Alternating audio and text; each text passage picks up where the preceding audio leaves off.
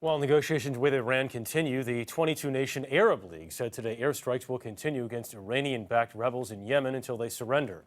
The Arab League also announced plans for its own joint military force. Here's Juliana Goldman. Raising the prospect of a wider regional conflict, Arab leaders on Sunday said a joint military force is necessary to defend themselves against Iran.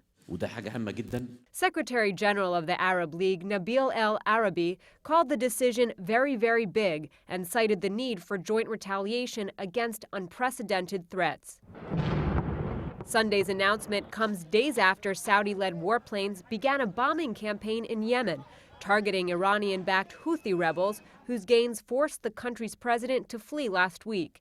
In Washington, Saudi Arabia's ambassador to the U.S., Adel Al-Jubeir, said on Face the Nation the objective is to prevent the Shiite rebels and thereby Iran from taking a stronghold in southern Yemen. Is what this really is, Mr. Ambassador, is a proxy war.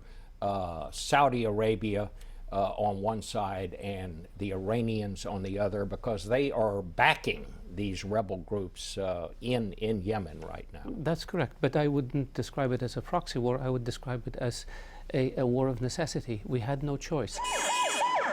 Yemen's now collapsed government had been a critical partner in the U.S. fight against al-Qaeda, and the Obama administration is supporting the Saudi-led campaign against Iran. But the sectarian conflicts that have come to define the Middle East further complicate the U.S. position at the negotiating table with Iran as officials close in on a deadline for a nuclear deal.